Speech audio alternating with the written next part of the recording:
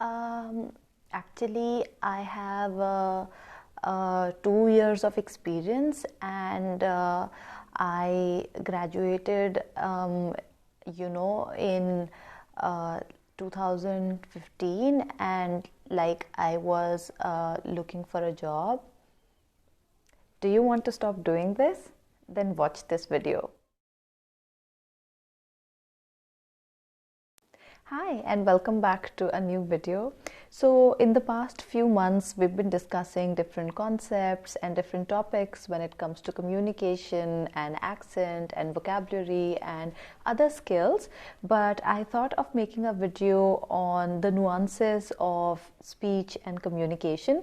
So now on, I will try to focus on these little nuances and try to talk about them in detail.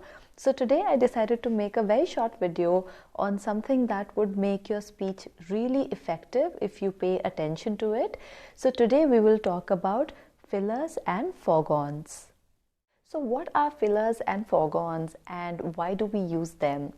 Now, fillers and foghorns are words and sounds that we use in our speech to fill gaps. So when we are talking, we are thinking and talking at the same time, and sometimes there's a slight lag in thinking and for that thought to reach our mouth and for us to say it out loud.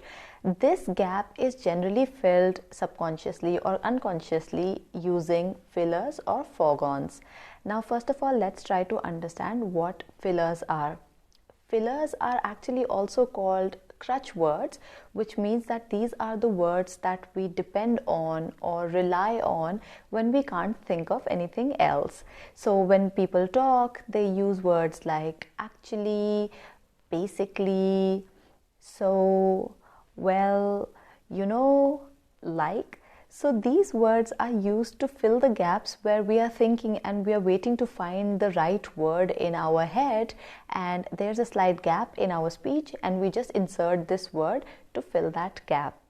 So while using fillers is completely normal and everybody uses fillers, in fact even I tend to use the word so very often. Everyone has a favorite filler and they tend to insert it when they are running out of words to say. Normally, when you're talking to somebody casually, it is okay. But when you are speaking more formally, when you are addressing an audience, when you're giving a talk or a presentation and it's really important, then you have to be a little more focused and your speech has to be clear and professional. And in those cases, if you use filler words again and again, and when the audience starts to notice these filler words, they become irrelevant in a sentence or in a conversation because they don't really have the place in that sentence and they don't really suit the context. Foghorns, on the other hand, are the sounds that you make when you're thinking, and just like fillers, these are the sounds that you make when you are thinking of something or when you're trying to communicate a thought and you don't really realize that you're making these sounds and you end up saying, I'll be late, or actually, this is what I think. All these sounds that you make when you're thinking. Now, just like fillers, which are inappropriate in a sentence, foghorns also tend to disrupt your thought process and the clarity in your speech. So just like I said, when you're giving a talk or a presentation, if you keep using foghorns like they act like speed breakers. So for your audience to concentrate and really listen to what you're saying, it has to go in the right flow. And if you keep disrupting that with the sounds like then it kind of breaks the concentration of your audience as well, and it makes it more difficult for them to focus on the idea that you're trying to convey. So this is why it is important to eliminate both fillers and foghorns from your speech, especially in a professional environment. So let's discuss how to do that. So the first thing that you can do is to breathe and to calm your nerves. So like anything else, you tend to use more fillers and foghorns when you're feeling slightly more nervous, especially, like I said, when you're facing an audience. So a good idea is to take deep breaths, especially in the beginning before you start. take a deep breath and start your presentation on your talk when you're feeling calm. So you take deep breaths along the way, and then you will have more control over your speech. Second is to maintain a slow ROS, which is your rate of speech, which simply means that you need to go slow when you're talking, because like I said earlier, when we are thinking and speaking at the same time, you have to give yourself time to think. The faster you speak, the lesser time you are giving to yourself to think, and when you don't get time to think, you will resort to using your crutch words or your filler words or foghorns, because then you have to stop and think, and then you'll end up being like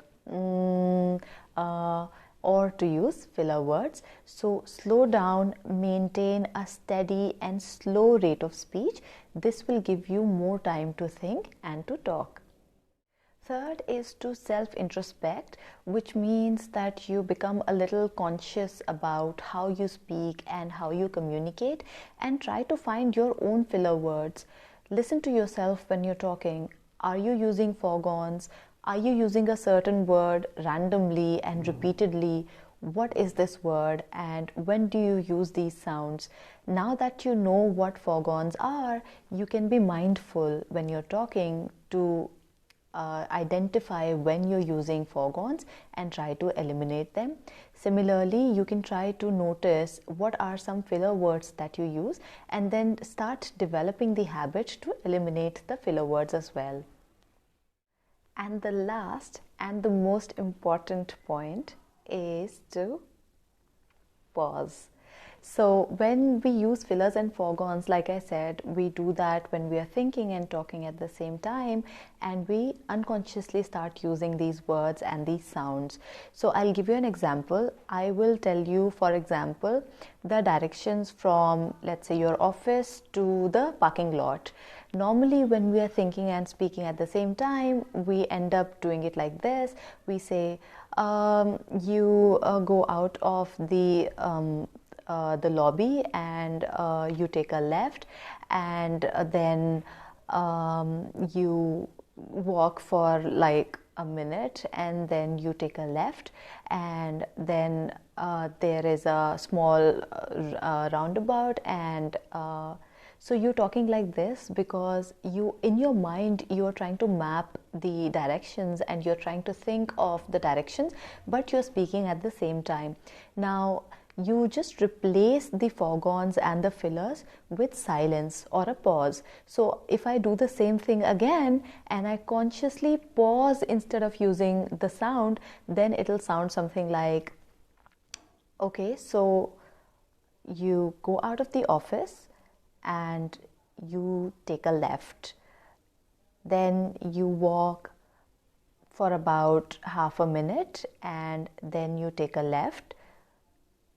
Then there will be a roundabout, a small roundabout, and you take another left from there. And then when you go straight, you will see a board that says parking. You need to take a right from there, and it's right there.